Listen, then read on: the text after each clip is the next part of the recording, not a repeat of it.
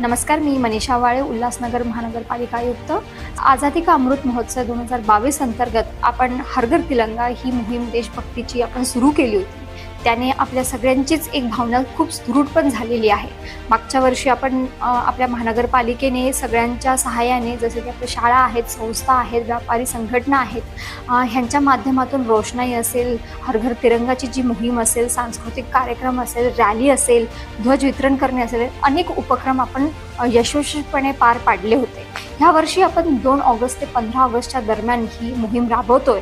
त्याच्यामध्ये माझे सगळ्यांनाच आव्हान आहे की आपल्या घरावर, संस्थेवर, दुकानावरती, कार्यालयावरती अभिमानाने राष्ट्रध्वज फडकावा। आणि माझी दुसरी एक विनंती असेल की हा जो ध्वज आहे आपला प्लास्टिकचा नसून जर कापडी असेल तर तो एक पर्यावरणपूरक पण आपला होईल। या मोहिमेचा जो उद्देश आहे तो देशभक्ती जागवणे आहे, आपला सामाजिक एकोपा वाढवणे आहे आणि तिरंग्याची भावनिक नातं दृढ करणे आहे।